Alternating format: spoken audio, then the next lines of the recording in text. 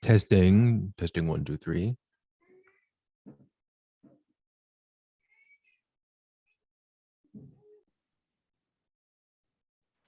All right. So welcome, Emmanuel, Leslie.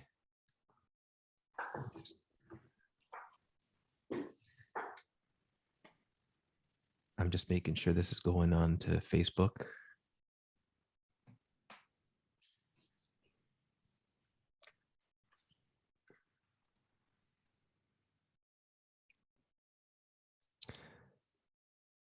I'm not screen sharing, am I? I don't see anything. Okay, good. All right. You guys are awfully quiet. Nothing to share yet. And YouTube. All right. Well, it looks like I've got this going at least on Facebook.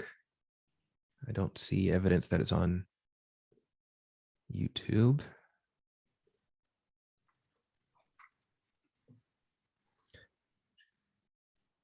Hey, Steve, this is Emmanuel. Hey, Emmanuel. Yes, finally. Wow. Finally. Zoom face to Zoom face. Well, I'm staying off camera if that's okay, but that's I okay. just had to take this I would stay opportunity to off. say hi. Sorry. Hi. I believe you were the first person, the first email that signed up for this Zoom call. Cool. I think. And I prayed, oh, Lord Jesus, don't let this person be the only one who joins us. But we're ready to get going with a few people, or if every single person who signed up joined us, but that never happens, right? But we definitely wanted to make sure we're recording this and can post the recording. So is it better if I take my video off? No, you don't. If you want, it doesn't matter. If there's very few people, then we can be more interactive. If another dozen people join in the next few minutes, then we'll probably be more like centered on JD and I screen sharing some things. More. You were thinking what? I was counting on more. Yeah, well, there's a few more. I mean, there's some looking at coming in. Yeah, there were a few people trying to sign in early while JD and I were still talking and praying and figuring some things out. Oh, there's another one. A couple people that were trying to sign in and then haven't. Greetings, Barbara. Nice to see you. There's Leo. Leo, welcome. And there's Nathan. He was trying to sign in a few times. Yeah, I just messaged you a minute ago to say, hey, jump in now. All hey, right. Stucci. Right. Well, I'm ready to get the ball rolling. We want to respect everyone's time. My wife is graciously taking all three of our daughters out right now to do something, and I've got a commitment with her that she's allowed to come back in at 8, whether I'm done or not. So we're gonna try to be keeping things within that time frame. And then if we go over, then we can, but I don't promise to not have any chaos or mayhem in the background behind me at that point. So yeah, I would like to introduce myself. I think I know Barbara, and it's nice to see you. And Leo and I are acquainted at least through Facebook and the writing group. But my name is Steve, and if I don't know you, I assume you know JD. Let me just do screen sharing because I've got a few things ready. So I have been self-publishing for a little while, and that's how JD and I are acquainted. Oh, I got that weird bar at the top of my screen. Hold on. You know how when you're doing, there it is. Okay. So I'm on, I've got a website. I've got blogs I've been doing for many years, and then eventually started podcasting.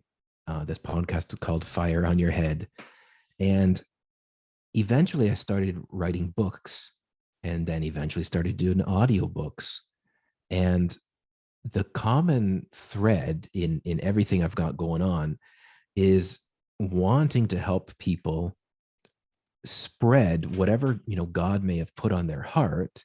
So, sometimes I would, or almost all the time, my podcast guests would be authors. They'd be other self-published Christian authors, sometimes a few well-known people. And then the same with, when I started writing my own books, it was always geared towards helping people who have a message, something they're passionate about that the Lord has put on their heart, and they wanted help getting it out or sharing it. So, anyway, so my website is kind of geared towards helping people write books. I've got a quote from JD up here, about this manual I offer about writing your book in 30 days and stuff. I've done audiobook narration. If you go look me up on audible.com, Praying Medic is probably the most prolific or well-known of the authors I've narrated for. I've got my own books on there too. And if you wanted to look up that podcast I was talking about, you just go to fireonyourhead.com and you'll find I've not done a new episode in 3 years. I'm on a prolonged hiatus. I've not stopped doing it, but I've just not done it in a few years, just for life circumstances and busyness. Like I said, I've got 3 little girls. So trying to have interviews and calls with people in the daytime when there's quiet. It was particularly challenging during the pandemic when they were all home every day, all day for a long time. So I'm going to get back into that eventually. And but that said, for the way this call is going to go, JD's got some things about what makes a successful book, and then I've got a little bit about how to find out before even publishing or even writing the book if it's something people are going to be interested in reading. And I feel like the biggest reason that that's important is not just so you don't waste your time or your resources or effort writing a book and then feeling like nobody's reading it, but as ministers of the gospel and people who trust the Lord and hear from him and communicate and some of you are preachers and you're familiar with having him give you things to share with your a flock or a congregation. It can be jarring to find out that then the stuff that the Lord has given you isn't landing. It's not reaching the people you wrote it for. I told JD before our call, when I'm talking to some authors or I'm talking to some business people about how to go about getting their clients and trusting the Lord for their clients, that well, the Lord should just bring the people to me, right? But you go to was it in Exodus when the Lord provided manna for the Israelites? He didn't kind of rain it into their tents. It was out in the field. They had to go get it. So like the Lord does his part, but then he also has involvement from us, or we're to do our part. So he provided the manna, but if they waited until the afternoon, there was no manna on the ground. They had to go get it while it was available. If they tried to get it on the 7th day, it wasn't there anymore. They had to do their part, follow some guidelines, follow some instructions, and obey. And so so I'm going to touch a few of those things, but give it to JD first, as he's got some insightful stuff. 10, 15 minutes or so he's going to be. Yeah. So take it away. Yeah, well, that's good. Well, Steve, I appreciate everything you're sharing there. Much like you, I did blog writing for a lot of years, and I guess my book writing kind of emerged out of that. Some of my book ideas actually came from blogs, but I know blogs don't actually get read as much now as it did say 10 years ago. But I was kind of praying about it, and the Lord put it on my heart to regularly write every week. And I would encourage everybody on here to to get in and write a little more. But I've since that time, Steve, he popped up his page, but I've got some books I've done over the last few years and different things. Some of them, even this one right here, came out of actually one of the blogs that I did that had like 250,000 people actually do page views on it. And so it's been fun. It's been fun to write, and I want other people to learn to tell their stories and to be impacted, and I love getting to, connect with Steve. Steve and I are good friends, and he's in Peru and I'm in the US, but we both have a heart for the heart of God and for writing and seeing people do great. And um, if you wanted to see some of my books or um, to get a chance to pick them up, let's see here. Let me pull open this site here. If you wanted to pop on, oops. Nothing like me closing off the site I was going to try to show you.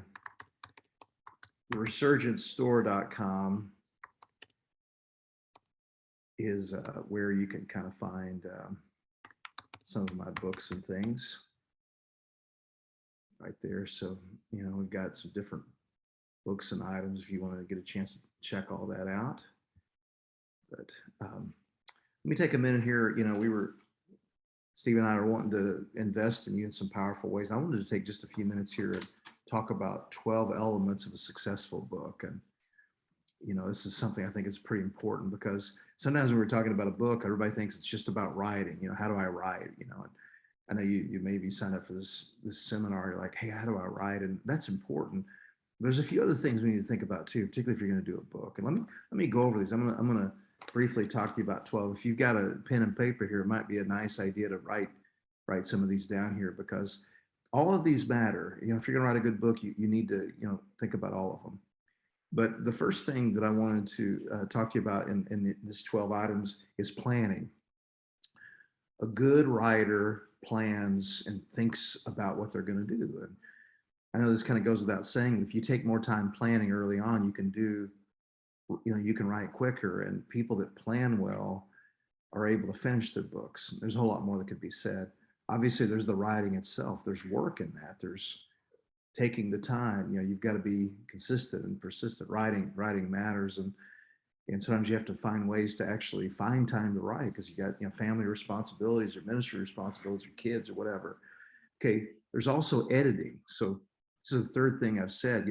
Planning is its own area of activity. Writing is its own area of activity. Editing, you need to edit what you write. You need to, I think all the famous writers say, the first thing you write is usually not very good. You got to kind of write and rewrite, edit, rework, rethink. And so that's important. But that's kind of its own thing that you have to learn to do. Okay, then you get your thing kind of together. Now there's the idea, number 4, formatting, which if you have something written, you have to get it, formatted in a way where it can actually be, read in a book. And Steve does this, I do this, use vellum programming or whatever to actually, make a book look good, make it readable. So, formatting is its own thing. So just because you have a book edited and finished doesn't mean the book is actually ready. How do you get it, formatted, get it ready to go where it needs to go? Then there's the packaging. That's number 5. That's just a fancy way to describe the cover, and the overall presentation of the book. And, that's its own thing. I mean, you have to put the work in on that. You need to be willing to put as much work, time, and sometimes, you're going to have to actually spend, get a designer to get someone to help you with that. But, a good book is not only written well, not only edited well, but it's formatted well, and it's also packaged well. It looks good. It looks like something you actually want to get. And sometimes I'm talking to people about, producing a book, they don't think about all the different pieces here. We want to have all of them. We want to do well with them all. Well, I added this one here. Steve said, what do you mean by this one? Number 6 is accreditation. Don't want to take too much time with this, but basically it means this: if you're writing something, why do you have the right to say what you're saying, and who actually agrees with what you're saying? And part of that may be, getting people that will endorse your book, or people that have good things to say about it, and it's sometimes it's important, if you're writing about a topic and you can get somebody who's known for that topic to say, yeah, this is a good book, they wrote it well, that's important. Okay, another thing we have to learn, number 7 here out of my list of 12, marketplaces. Where does your book go? Where do you put it to work? And we all know Amazon is huge, but there's other places to put your book. I showed you earlier, I have a Shopify store where I put my books in addition to Amazon, but you can put it on the Apple store, you put it on Google, a lot of different things. And so, where do you put your book? How do you get it into the place where people can purchase it? That's a job. That's something that's important to think about. Okay, number 8 here is manufacturing. Not everybody here wants to do this, but like I have a local printer that I look to here in Kansas City, and how are you going to want to produce your book? And if you get your book done on Amazon, they do some manufacturing, so that's a good way to go with that. But that's something you have to think about. If you're going to have physical books in hand, you have to actually have a place. And sometimes there's some great expense to actually pay for the printing if you're going to have a lot. So you want to be thinking about that. Okay, number 9 here is promotion. Just the fact that you wrote a great book doesn't mean anybody's going to know anything about it. Steve right here is a master of talking about promotion. And some of the rest of the things on this list are a little easier than this one. Promotion is a challenge. How do you let people know what you're doing, that your message is important, that they might want to get your book? And so that's important. Okay, number 10 is platform. And that kind of intersects with promotion too. But what kind of platform do you have? Who do you connect with? What kind of social media sites are you on? What kind of things are you producing? You're producing podcasts? Are you producing blogs? Are you creating ways for people to engage your material in different ways and maybe discover what you're writing? The bigger your platform, the more easy it is to sell books. And I definitely don't want you to cut short anything, but we want to think about, how do we build a good platform? How do we engage people honestly, authentically, powerfully? All right, 2 more here. In terms of a book and developing books and all, number 11 is business. That if you're going to keep, writing books or producing books, paying for the editing, getting covers and all, you have to find a way to make what you're doing viable as a business. You have to, in a sense, take in more than you spend, and you have to learn to manage what you're doing well. And so if you're going to write, I know a lot of you might say, well, I don't really want to think about money. I just want to get my message out. But it's hard to keep writing and to make an impact if what you're doing is not effective from a business point of view. And we have to think like business people and have a mindset for growth and impact. Okay, the 12th one here is legacy. That, how do you keep talking about, how do you build integrity? How do you write, more books in more ways? How do you connect with more people and actually have a legacy that people are wanting to engage and, wanting to read current books, past books, and all that stuff matters. Let me list those again real quick here, and I'm going to give it back over to Steve. But again, the 12 things we're talking about of a successful book, we have to work on all of them.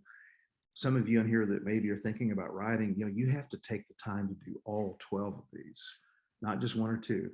Planning, writing, editing. Let me slow down here. Planning, number 1, writing, number 2, number 3, editing. Number 4 is formatting. Number 5, packaging. Number 6 is accreditation. Number 7, marketplaces. Number 8, manufacturing. Number 9, promotion. And number 10 is platform, building a platform. Number 11 is business. Number 12 is legacy. And I can tell you here, as someone who is writing, I want to continue to learn to grow in all these areas. And I've made mistakes on all 12 of these things, I can assure you. But if I do better with all these and continue to do that, I think I can assure you that you'll be more successful as a writer. Steve, I'll turn it back over to you, man. All right, thanks, JD.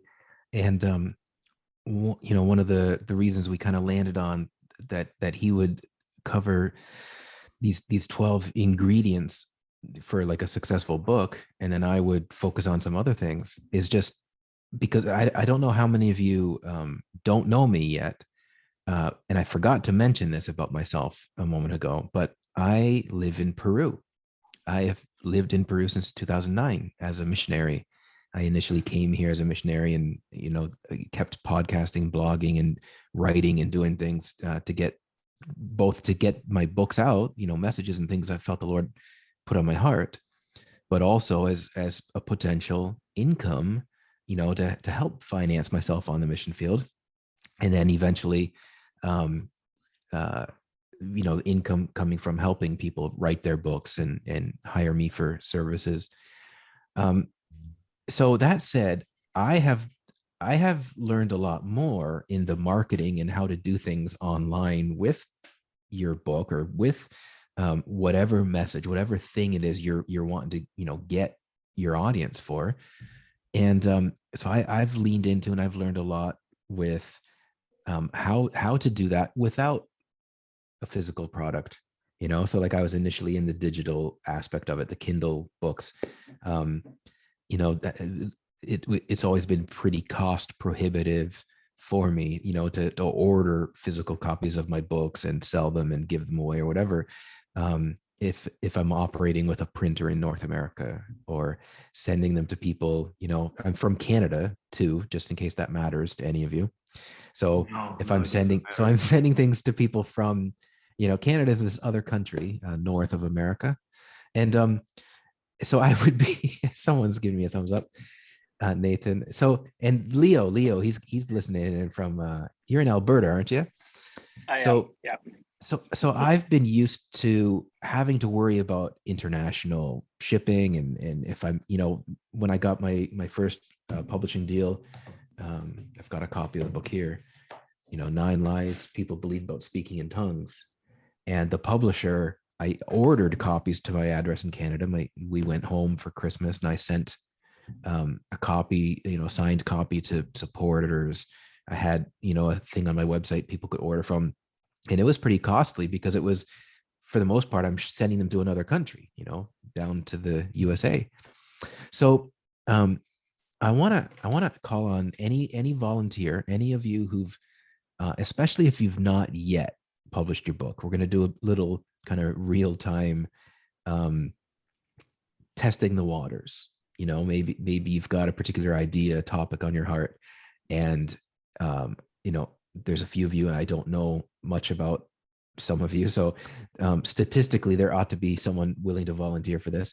But is there anyone here? You can either write it in the chat or unmute yourself and let us know, in 20 seconds or less, like what your topic is, your idea is. And then I'll screen share what I would do to look at whether it would sell well, or what we might need to come up with to make a book on that topic that would sell well. So is there any volunteer willing to, all right, I see Barbara's hand first. If you could unmute yourself. And so I have just barely begun, but I'll tell you the topic is a friend I have. She's actually dying right now, but she has she's young, 45. She has quite a story of recovery. So born an addict, homeless. I mean, just all kinds of different things that happened to her in her life. So. Okay. So that would be like a memoir, or like you're helping her write it, or she's writing it? And she's not well enough to write it. She's on hospice. So it's basically, I don't know what, it's basically meant to be a story of hope is what it's meant to be.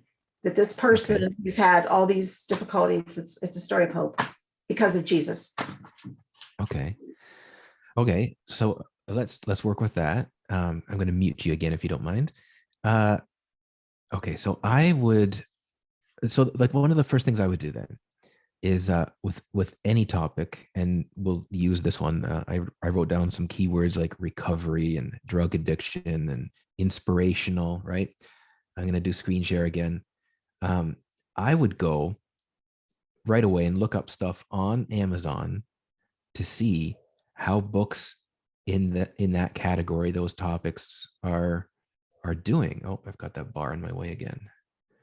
So, and Amazon, for those of you who somehow or another in 2022 don't know, It's it's basically like the number 3 website on the whole internet.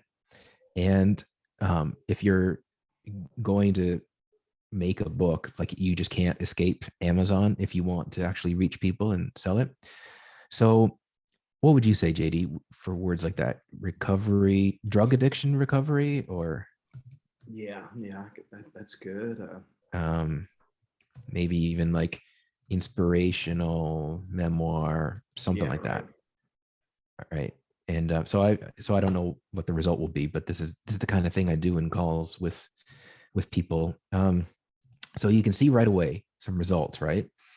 You see one that came out in 2020, and it's doing, you know, it's got 44 reviews. It looks like it's doing all right. I've got a browser extension on Chrome here that kind of gives me some more information, like the how it's doing overall on Amazon. So I would go look and see what kind of results I get on the topic. Tripping with Allah, Islam, drugs, and writing. And I don't know about you, but that catches my attention, right? Which is another aspect of a few of the different things JD was talking about with um, your package, your title, and your presentation. It looks like not everyone's a fan of it. It's got a few 1 stars, but it catches my attention with a title like that, right? So anyway, I would go and I'd start looking at examples of the books that are already selling on Amazon. And Amazon is not going to be like a 100% guarantee that what you find there indicates how a book is doing. Like, I know people who they sell their book at events. They're an itinerant speaker, they're a pastor or whatever, and they sell books at like the table at the back of the room to their events, and sell like nothing on Amazon. But you can still get a good idea of what people are buying, what people are looking for, what results Amazon thinks you're looking for, that they serve up as the first result when you're doing a search. So I'd read the description and get an idea of is it similar to what I want to do.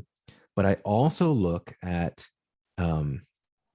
customers who viewed this item also viewed, and I'd click on and go through, and some of them are not relevant, right? They're going to be other topics, other books, and I can't find it anymore. But there used to be on the page keywords that kept coming up over and over. There it is.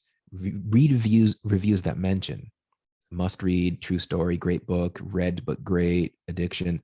So you can get an idea of keywords that you're going to want to use for another step later. And then I read the reviews, but I especially look at what people complain about, because sometimes people are just really nitpicky and their review is stupid, right? But other times people leave a really thoughtful gripe, like, I was expecting this from the book, or I wanted it to the author to go more into this topic, but they didn't. And if you've not started to write your book yet, and you've not, you don't have your first draft or something, that kind of stuff is really brilliant to take note of, because then you could be, taking into consideration, okay, so like, if people would read my book and it's on this topic, they want or they expect this. Okay. And you could keep that in mind as you're writing it, right? And then that helps differentiate your book, this topic, from the other ones out there, because you're gonna, you're paying attention to what the people who read these books are complaining about or feel was left out. So there's not much negative. Maybe there's something in the 3 stars. I've read a lot of addiction memoirs, and this one was really no different than the rest. Read it in half a day. It was a good story though, and held my attention very well. And they gave it only a 3 stars out of 5. So that's helpful. Like, what could I do with my addiction story, my memoir, my the biography I'm working on, that would make it different than all the rest, right? So like, those are the kinds of things I do, and you don't need any special software or any to spend any money doing this. But if you did and you wanted to look into stuff, I have this software I use called Publisher Rocket. I think JD has it. Maybe Leo, you do too. I know you've done some Amazon ads, and it's $100, and I mostly use it to do advertising, to run ads to a book on Amazon. But it comes in handy if you're researching and you're doing, you're looking into it ahead of time to see if the topic or your book idea is a good one. And so, I could do keyword, or I'm gonna go with competition analyzer.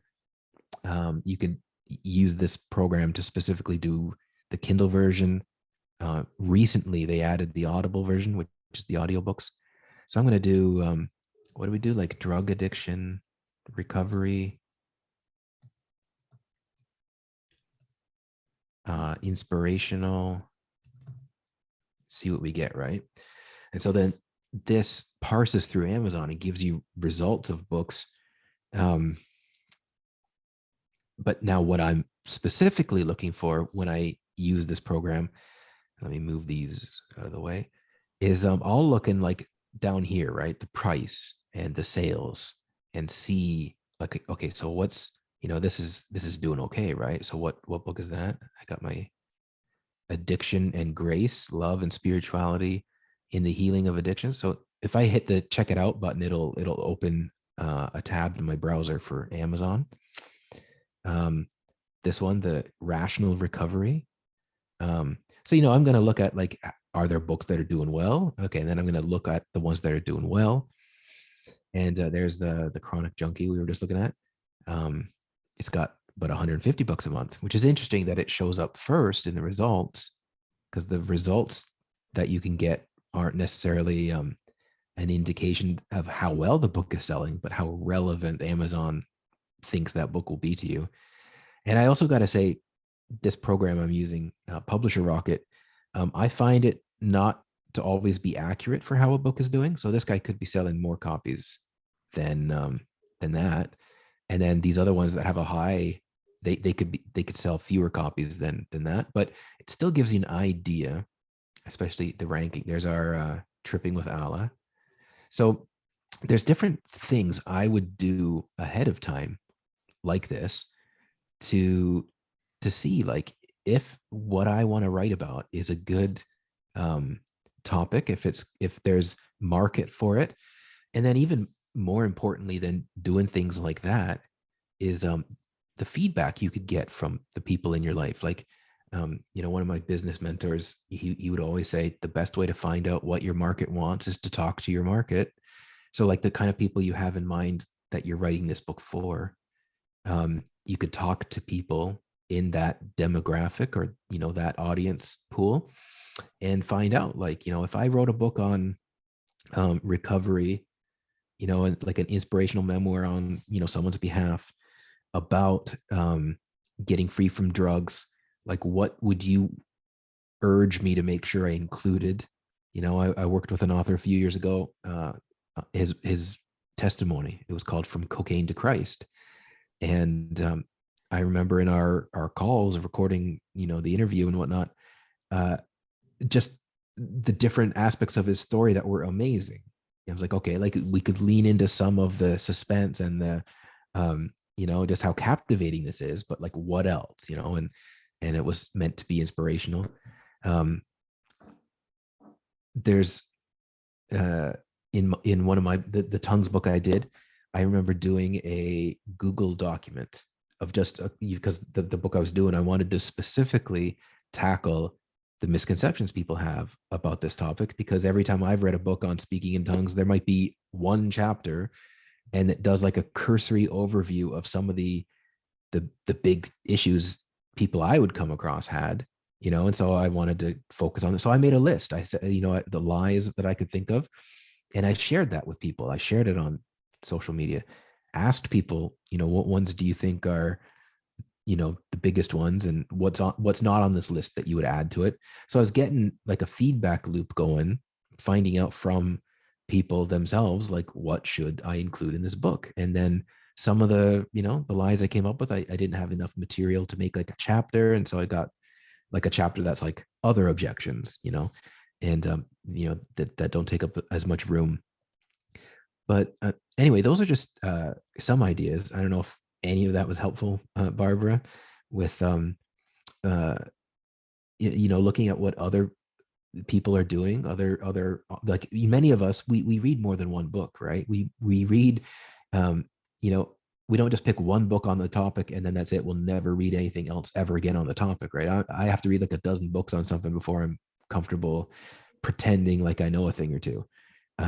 So there's no competition, in Amazon in that sense. If you're really, putting out there what the Lord's put on your heart, um, other people who write similar books are also potential people to partner with, when you go and you do any kind of advertising or marketing or promotion of it.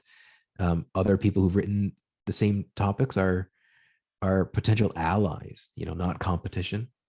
But I wanted to emphasize, to not make this all too complicated. We just wanted to stick to these 2 or 3 things tonight and not overwhelm you with a fire hose. If there's interest, we'll maybe do this once a month and cover a different topic or topics in subsequent videos. But to keep it from being a fire hose and overwhelming you, if you're writing anything down, then for marketing, write this: that marketing is simply letting your intended audience know about your book. So you don't need to become like this car salesman. You don't need to start spamming social media with your link to your book. But like, what are the smart ways that make sense for your topic, your book, your audience, your profession, your world? Where, because if you go on your Facebook, your friends and family aren't going to buy your book and read it. I mean, they might like support you and help you, but almost never are like your family members your audience, right? I see Leo smiling. So like I've got a lot of unsaved family members who are just not interested in spiritual topics, and I write in a way where I hope they would read a book and they could still get impacted and maybe want to come to Jesus. I try to make sure that the gospel is clearly presented in each of my writings without like this altar call type of thing. But there's other people in your orbit that don't know you're writing a book, and there's people who don't know you and need your book. So marketing will just be letting your intended audience know about it, right? And so anyway, do you have anything to add to that, JD, so I don't keep rambling? Yeah. I mean, marketing is a tough area here, and I do think Steve has a lot of great insights. I'm continuing to try to learn to do better with it. But telling people, telling the stories, rooting something you're writing into, just part of who you are, and it's a powerful thing. And I think we need to do better, because like, if God's really calling you to talk about something, you need to find a way to integrate that thing you're feeling, that thing you've written, into your life, into communicating, letting people know this is something that's coming from my heart, coming from who I really am.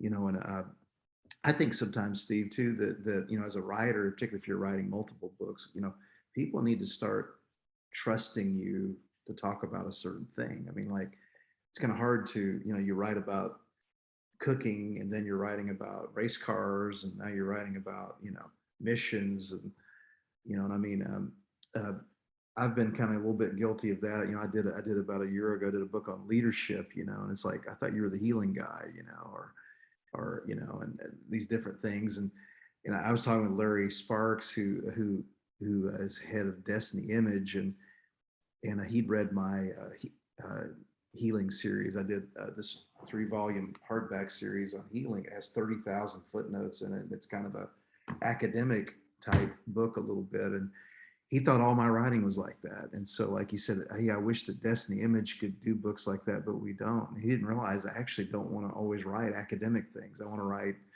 down to earth, practical kind of Christian living type things too. And anyway, it's hard. Like, when we're marketing, when we're talking, when we're writing, when we're communicating, we want be credible. We want to be dynamic. We want people to believe the kinds of things that we're talking about. And if I can kind of jump in a little bit, what Steve was talking about, too, that, trying to find the right things to write about. I mean, not everything that, you're interested in is things that people actually necessarily want to read. And let me just show you, I was alluding to this earlier, but I have this would have been, I don't know how many years ago. Let me pop this up here. I wrote where'd it go? I wrote a blog post in, it's been several years now. And it's called "Why You've Been Duped into Believing That the World is Getting Worse."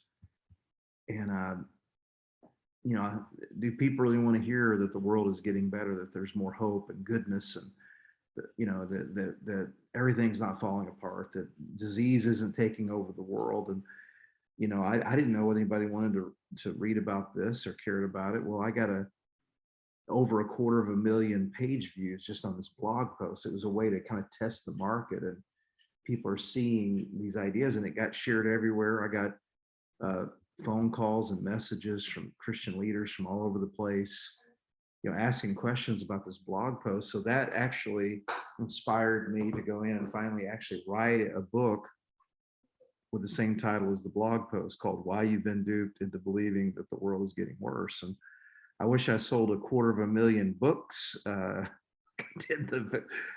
people can read a blog post for free, and they have to actually spend money to buy a book. But with that said, so we want to market well. We want to tell our stories well. We want to communicate things that are credible. And I've wrote things that there was no market for. There's no interest in it. And I think we also have to be careful that we're not writing a book that there's been like a dozen other people, well, 50, 60, 100 other people have written the exact same book. And I'm not saying we can't write about topics others have written about, but what I am saying is we want to be mindful. If we're writing about something, we're bringing a new angle to it, a new component. Now, I'm not sure what happened to Steve. I don't know if he's disappeared off the thing, but I'm here. I can't see on there, but let me show this real quick. You talk about doing the search. I was doing a book project with a friend of mine, JJ DePietro, on revival history. And I said, it'd be fun to put out a book along with this with quotations and comments from great revival preachers and speakers. And so I went on Amazon to see where the books were on revival quotations, and did the search like Steve showed a little earlier. And I shockingly found that there are no books with collections of revival speakers. There's not a single collection of revival quotation, at least that I could find. And it shocked me. And I said, well, I need to write this book for sure, which is really a compilation of quotations. And so the power of actually searching it, finding out, what is out there. And this is starting to take off a little bit, but this is essentially, the only book on the market that's actually addressing a particular topic. And I know in some cases, Steve, as you probably point out, that might mean that people don't think that will sell, but I think it's really fun and exciting. And I never would have thought, if you'd have told me that there are no books that have compilations of revival and these powerful evangelists and missionaries, their quotes or comments. I mean, I'm like, wow. And so I'm having a Can lot I of fun. interrupt you? Yeah. Can I interrupt you on that? Yeah. Because Cindy has a question I do want to make sure we get to. Yeah, go, please. But but just I'm also of the opinion, like, if the Lord has put the thing on your heart to do it rather than not, it's just a matter of like, one of my mentors, one of my Bible school teachers, he warned me about signing a deal with Destiny Image Publishers when I had the opportunity for my book. And he shared with me how, he signed a deal, and he's to this day still got like a pallet of books in his garage he's unable to sell, and the book is out of style and the cover doesn't look so stellar anymore. And he was worried I would, have the same thing happen to me and whatever, so to be careful. But when I think of the particular book he wrote, I'm not surprised it doesn't sell. Not because there was anything wrong. Like, it's a book I've read and I've got marked up and highlighted and underlined and stuff, but it's a very exhortational book, right? Like, hurts your feelings and convicts you when you're reading it, right? And in a good way. So I'm not surprised it hasn't sold, not because the book is wrong, but because it's hard. Like, there's just some aspects of writing, of marketing, of publishing that, some books sell, period. It's just the way it is. And almost all marketing, all putting something out there falls into two categories. That somebody has pain or problem and you're solving it, or they have a desire, they have some dream and you're helping them fulfill it. Like, there's nuance and whatever, but almost everything falls into one of those two categories, right? So rebuking people and telling them they need to repent of something, that's a harder sell. It doesn't mean there's no market for it, but like, a publisher is less interested in a book that's just what the Lord might be speaking to people, and they want to sell copies of it too, right? So there's a balance. Like, I've got one of my books, I just did the audiobook for it finally this year, and I know not to expect it to sell. I just did it because I want it to exist, right? Like, I want it for the however few people might read it or listen to it, but I know it's not. It even when I was giving it away for free for years on Amazon, I still had thousands of downloads or whatever, and but not a lot of reviews or feedback or whatever. So, um, maybe I'll use that to segue. Cindy asked a question, and Lynn's got her hand up. So I'm going to go with the written one here. I have had many suggest I write a book on my prayers. I feel there are a lot of books out there on prayer, or just prayer books. Was thinking of using actual stories and prayers written within the living of those stories. I worked as a pediatric nurse for years, so wondered about having a companion book for children. And so I have like a double answer to that. Like, if it's burning in you, then yes, you should write it. Now, some of the stuff we covered a moment ago about how to differentiate your book, or there are a lot of prayer books out there. There are, I know there's a lot of devotional books out there. There's all sorts of topics where there's a lot of books on that topic. But if you can lean into how to make yours distinct and lean into that, then yes, of course you could impact people with it. That guy that I helped write his book on, From Cocaine to Christ, he's a nurse as well, and he's also patented various things. And so his first book, the one that I worked on with him, was his testimony, and one of the parts of his testimony was this catheter underwear, where he, the revelation and the things the Lord showed him, and how he made that come about, and win a contest and get funding and things. And it's this underwear that you put the catheter in a pocket on it, so you don't have to tape it to your skin and stuff. And then his next book, he wrote, I believe, on entrepreneurship specifically for nurses. And so what I think the strength of his second book is that he has this really targeted, specific audience, not just like an inspirational book, but he really is niched down. And so he wants to help other nurses and other medical professionals with their business, or the business aspect of their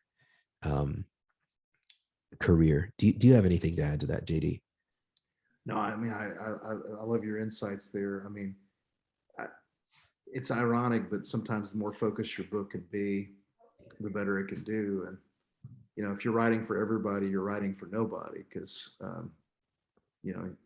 know Steve, and there's plenty to talk about in this, but you need to think of the specific person you're writing to, envision them, and you should really try to write to people, real people, specific people, and it makes a difference. And I think I know the guy you're talking about on that. I think he's done very well, and I think he's been very effective at focusing the kinds of things he's writing, and I respect that. Same. Uh, I don't know if Lynn's still there or she removed her. She had her hand up.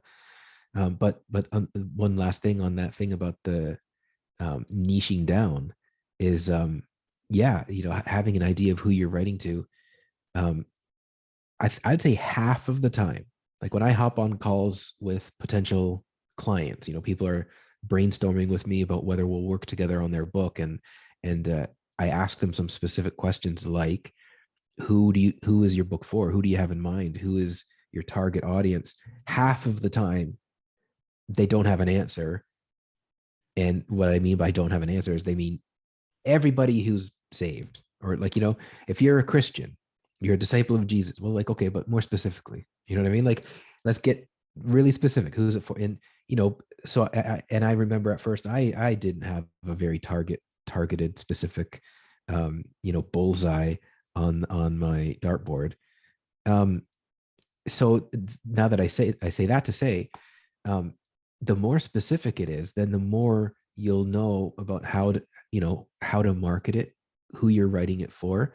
And if somebody comes to me and they've not written a book yet, then I feel like they're in a better position if they have that kind of idea first. When I wrote my tongues book, you got to understand, I grew up in a Plymouth Brethren church, so like a certain flavor of evangelical, that's not charismatic. They don't believe in some of the things I do now. So that's kind of what led my blog writing in the years after I'd gone to Bible college and stuff, was writing for people who would not see it that way.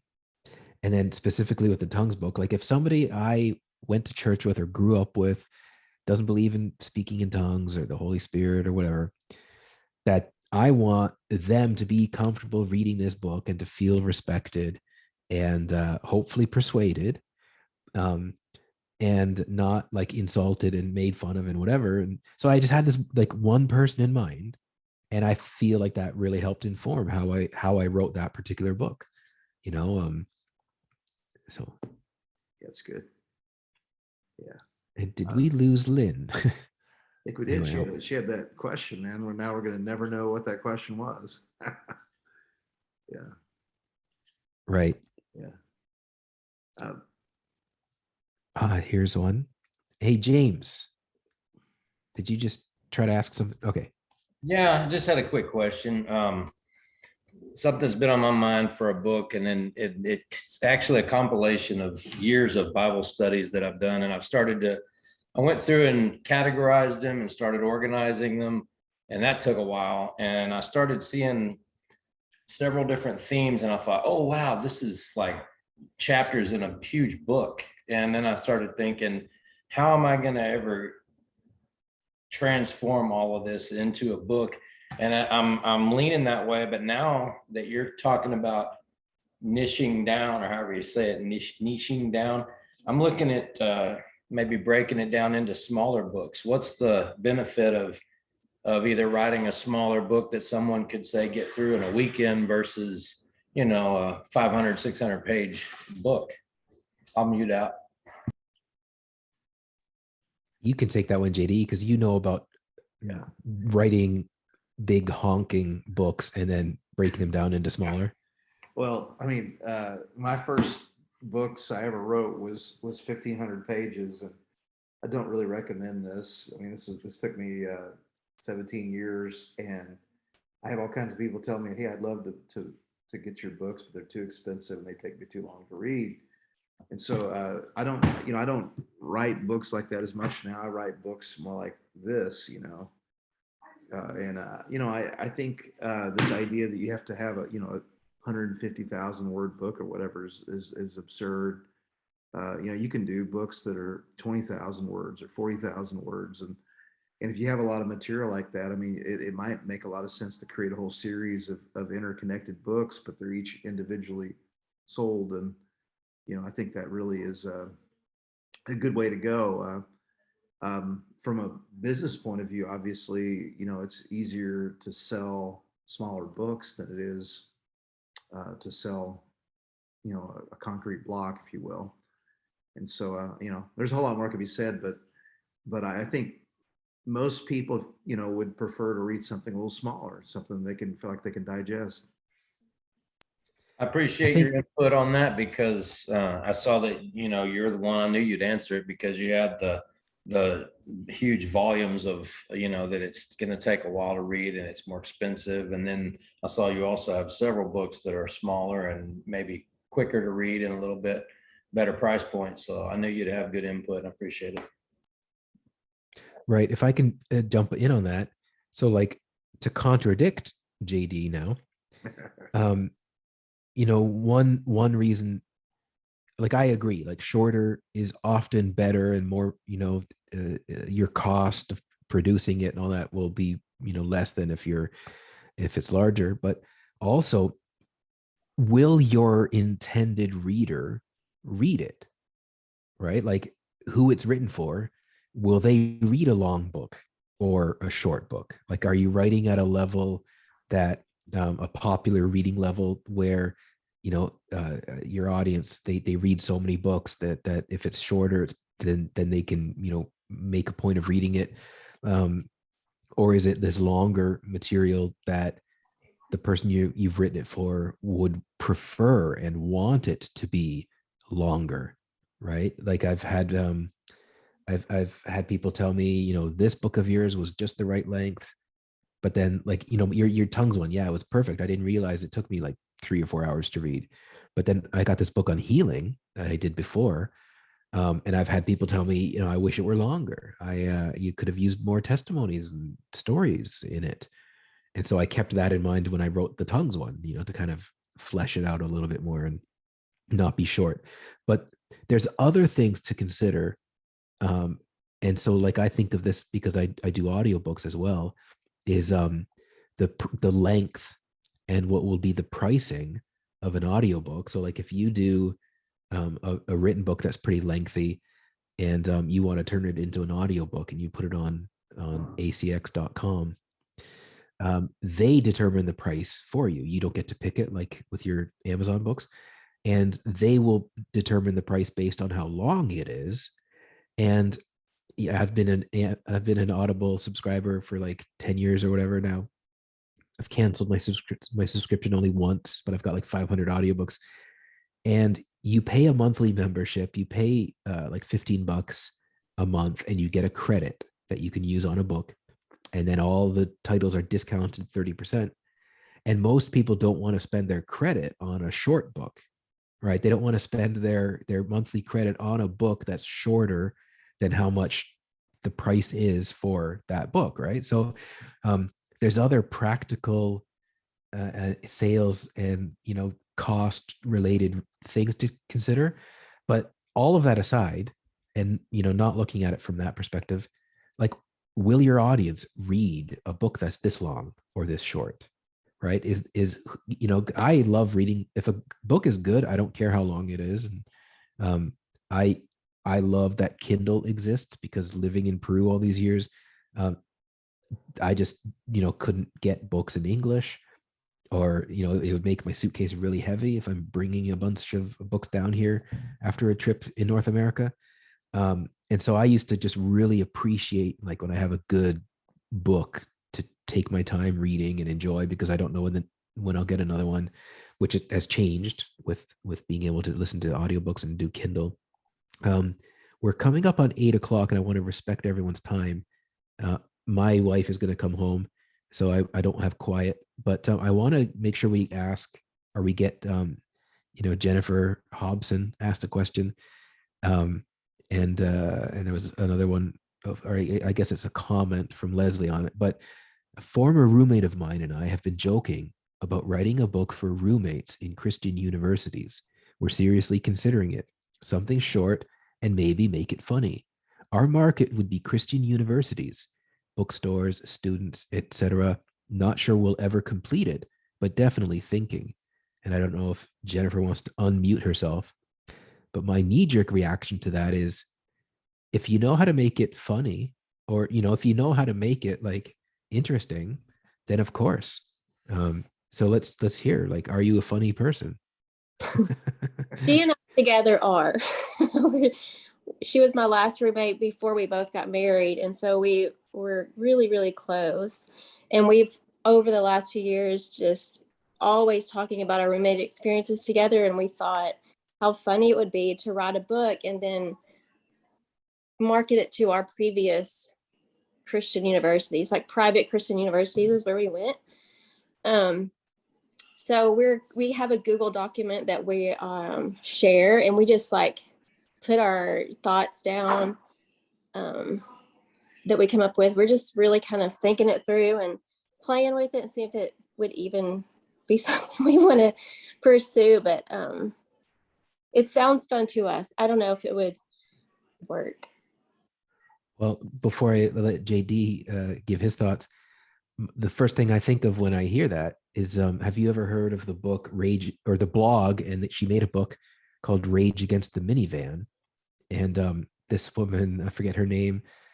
So she, she was blogging for many years and has a Facebook page and stuff about like just this kind of Christian culture of being, a parent, and then a single parent, as her and her husband had to divorce. And it's funny, but it's pretty poignant stuff too. So I listened to the audiobook of it, and so she was barren, infertile for a long time and couldn't have kids, and they adopted, but she just soaks it with her sarcasm and her dry humor. And I enjoyed it. Like I didn't feel like I was probably the intended audience for it, but I listened to the whole thing in like a day, just because I was really enjoying the humor, and maybe because of having three girls that are all under the age of 8 and just kind of relating to some aspects of her parenting, even if we're coming at it from different cultures. What about you, JD? Any thoughts? Well, I think that sounds fantastic. I mean, it's a unique angle. I mean, the only thing I guess I would say a little bit, it's hard to get poor college students to buy a book like that. That's probably my only. Well, their parents would buy it for them, I guess. Yeah, or read it themselves. I guess from a, the in terms of concept and idea, I think it's fantastic.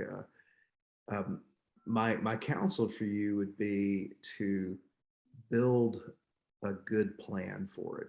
I mean, it's easier to be funny when you have the structure. And I mean, Steve and I may talk about this in another thing, but like, people write books for years and never get them done because they never actually create the container or the skeleton to actually, create something that works. And it's a lot easier to be funny when you're not having to be funny and build the system of the structure. And so, for example, if you take you and your friend or whoever, your former roommate, if you would just actually brainstorm it and, take a good solid 5, 6, 7 hours and just literally build it, not all the writing, but build the skeleton, and then work on, making funny ways to actually flesh out the thing you built. And I think you'd have a great book. It's fun. I like it, so it sounds good to me. Thank you guys. I appreciate it. Right. Is there any questions or anything? Like, we wanted to just stick to like one or 2 topics about testing the waters with your book idea. And so I think we've done that. There's plenty more we could say. I wrote some notes down that I'm not gonna touch, maybe save for another time. But I will say this with regard to your book. And actually, I won't say it. I'll ask JD to say it. The other day when we were talking and decided to do this call, you remember you told me about like 2 people who you wished had written books? I did. And, Yeah, share that, because that I'm still thinking about.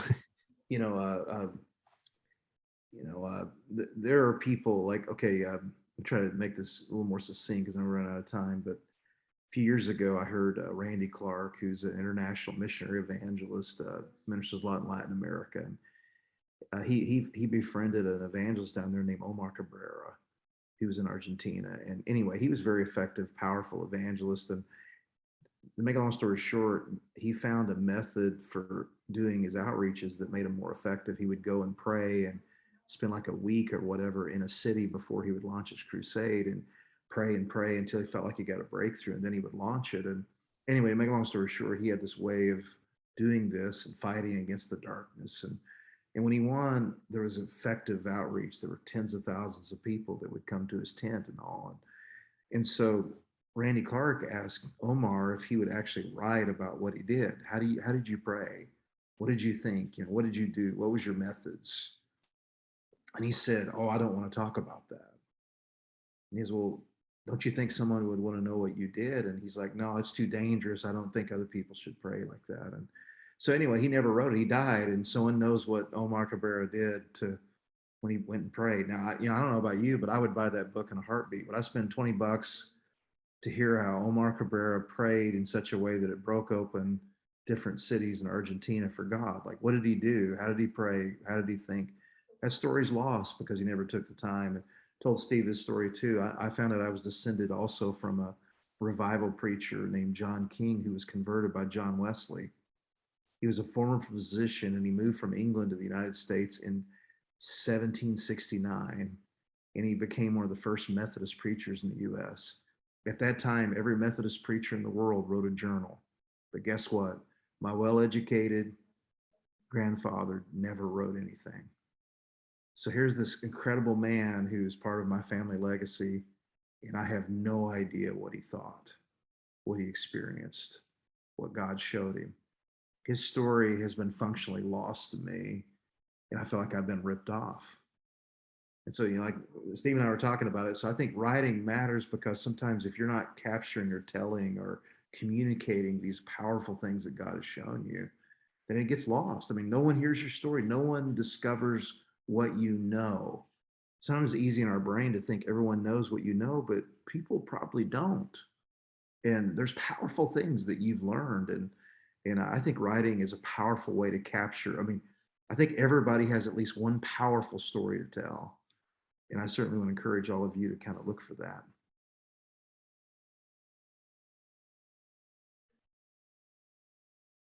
Feel free to go, Steve. Yeah, I tried to unmute myself, but then some other window popped up and I couldn't get around it. My thing like that was almost 10 years ago, give or take a month. My now wife and I, we got robbed at gunpoint outside of her house. She lived with our leaders. And ironically enough, I was walking her home to make sure she got there safely. And we spent too much time talking.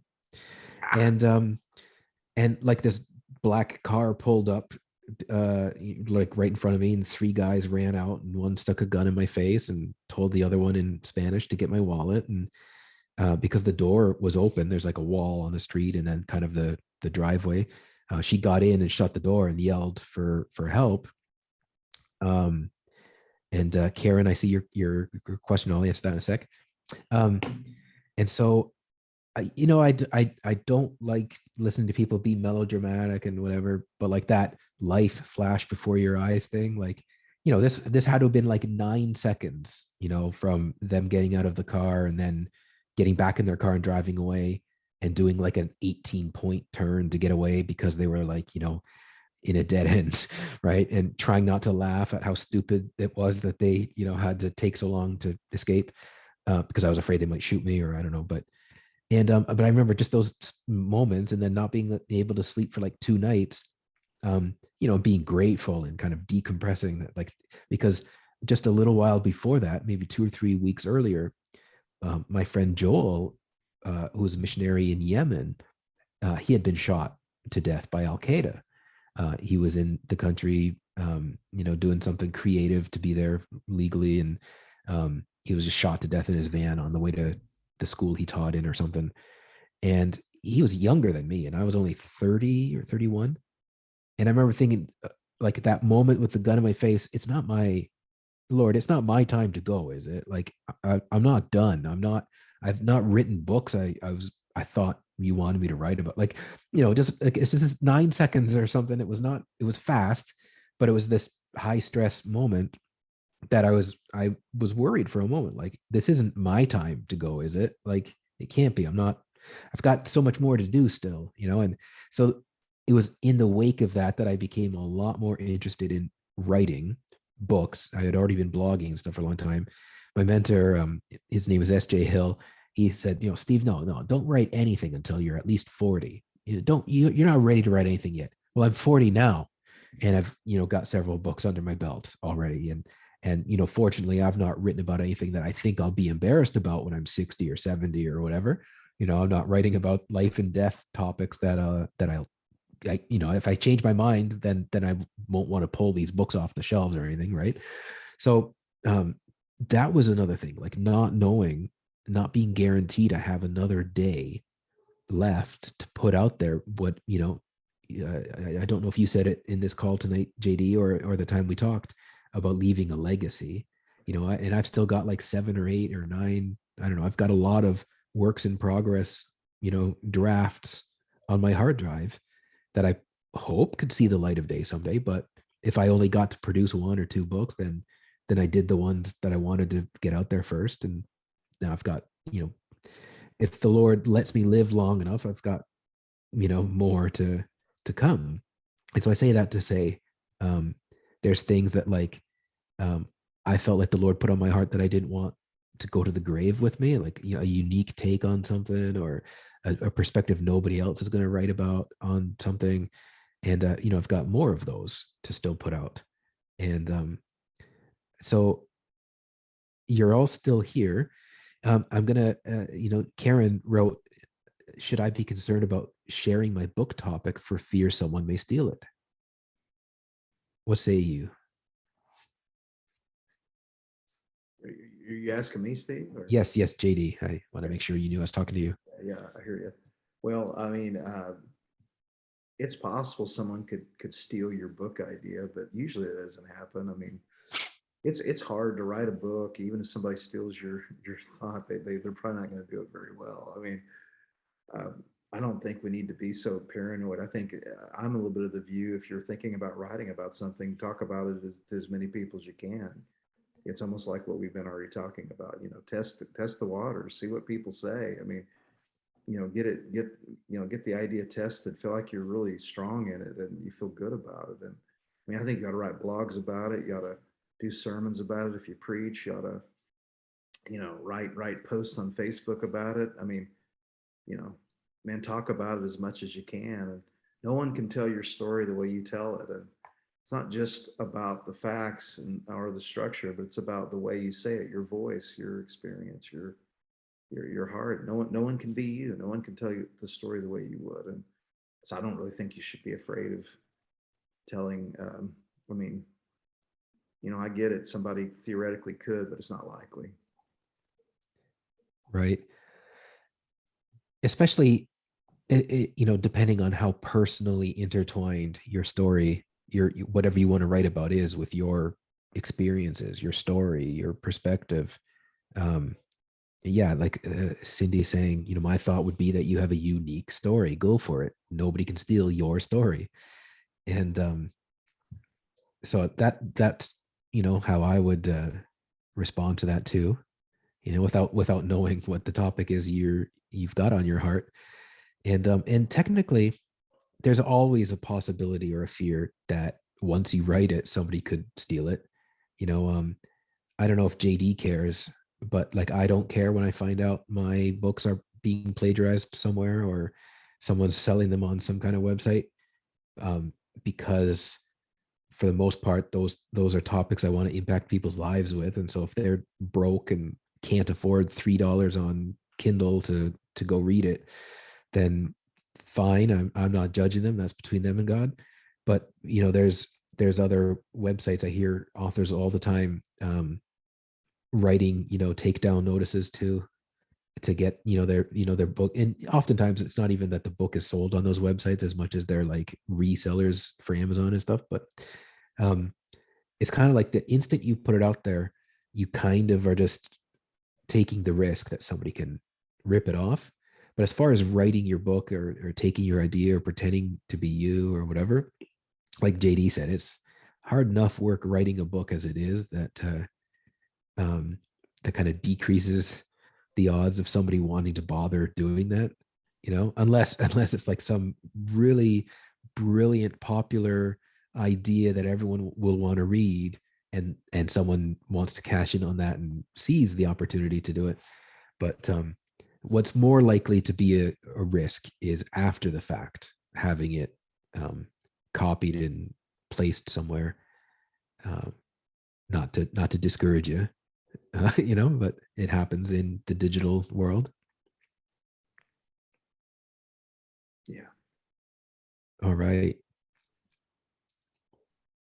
Any questions or anything before we, respect your time and hang this up? All I've got left is I'll just show you how to reach out to me if you do think you want to hop on a call and discuss your book. But other than that, any other questions? Or Leo, it sounds like you turned your mic off. You got something to ask? Yeah, first I just wanted to say thank you both. Just really love your heart. Thank you for taking time and just share what you guys have learned. Man, I'd love to connect with you guys maybe on, sort of your post techniques, what you've learned in terms of working with, copy editors and all that fun stuff. When you're done writing, it's like you've only done 40% of the work, right? So 10%. Yeah. 10%. So, Yeah. That's definitely kind of the labor of love, I think. And so, yeah, I mean, maybe we can even do sort of like, a part 2 or something, or just a smaller conversation. But yeah, I'd just love to pick your brains on that.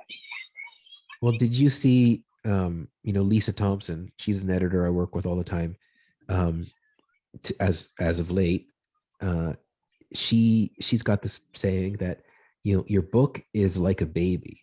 You don't just spend 9 months, the mother with the baby in her belly, incubating, and then that's it. Like, Yeah. writing a book it doesn't end when the baby is born. That's the beginning of something, right? It's not the end of being pregnant. It's the birth. It's the beginning of, like, now you've got this child, this person, or a Tasmanian devil, depending. And, and you're going to help turn it into an adult, and unleash on the world. So a book is the same way, right? Like, and years ago, somebody told me, with regard to my books, the marketing, right? Like, to look at my book writing and stuff, 10% writing the book, and then 90% the marketing, or maybe more like 20% and 80%. But I've got, once I wrote my healing book, 2013 or something, every once in a while I tweak it, or I find a typo someone points out, and I update it. But generally speaking, like, once I wrote it, it's out there. And to this day, I'm still having people get impacted by it, contact me, tell me they liked it or didn't like it, or what's wrong with me, and whatever. Whatever. I mean, if you put a really polemic topic out there where you're trying to persuade people, you'll have detractors and fans. Well, I still have people contact me, and I have to kind of go and I check to remind myself of what they're referring to. Not because, like, I can't remember what I wrote, but it's been enough years that, like, I want to try to kind of refresh my memory as to what it would have been like for them to have just read it yesterday. Maybe something that's old to me is brand new, fresh manna to someone now, right? And so it's 9 years or something since I published it, and I'm still marketing it. I still tweak ads on Amazon to try to get more people to buy it. I'm still hearing from people that listen to the audiobook version that I did in more recent years. So I mean, it's like giving birth. You don't just give birth to the baby and then that's it, and you don't need to do anything else. You got to raise that kid. Totally. Yeah, absolutely. Well, So, thanks again, guys. Yeah, Really, thanks really for good. joining. And everyone, if Leo's got some books on the end times and Revelation. He's a accomplished author in this call. So grateful that you joined us. Still learning, still a student. So Same with us. really, really thankful for you guys. And James, you've published, you just released your book, right? And more to come. So yeah, I know we're all at various stages of the game, and I have a link if you want to, contact me. You want to have a call. There's no hard sales pitch from me in these calls, but if you are looking at, you want to write your book, or you need, you've written it and you need help, whatever the exact stage of the game is, especially as pertains to writing it or polishing your manuscript. On my screen here, if you just go to my website, or the easiest is on stevebremner.com. I've got a link. I've got an email list. Some of you might have signed up because of it, about writing your book in 30 days or less, which some people don't have the discernment to realize it's not about 30 days, but it's about like how much easier it is to write your book than you think. So if it's 90 days or 100, that's fine. But and then you could get put on an email list. I constantly send out things related to writing and try to encourage Christian authors. But if you scroll down the page, that's where you can book a call. It'll open my Once Hub link, and oops, I closed it. Anyway, stevebremner.com or oncehub.com/Steve Bremner. And I'd love to talk to you, especially if you're just wanting to get going with it. I also do audiobooks. I'm looking at you, Leo, if you want to collaborate on an audiobook. But my heart is the same with blogging, with podcasting over the years. I had this maxim on my site that I seek to kick people out of the upper room. The idea behind that is like the day of Pentecost, things that are charismatic, Pentecostal, that we don't just gather in the upper room and pray over each other and give each other prophetic words, but like we go back down into the street and do stuff with that fire. That permeates all my content, all the things I try to work on. Especially if you've got something that you want to impact people's lives with and need help with it, JD and I are definitely available. But book a call with me of the two of us. And that's it for tonight. If this works for you guys, and you want to join us again sometime, or tell other people about it, we'll probably cover another topic on that occasion if there's interest in it. But anything you want to add before we hang up, JD? No, just thanks, Steve, for letting me be on here. I had a good time getting to talk to you guys. I appreciate the fact that you're wanting to write and think and produce something good for the Lord. That's honorable. I hope you guys have a blessed evening. All right. Well, thank you guys for joining us. I didn't know if we'd have like 2 people or 20 people, so I'm pleasantly surprised and appreciative of all of you that you were able to make this call. And I hope you have a blessed evening or rest of the evening, depending on your time zone. And bye for now. Everybody.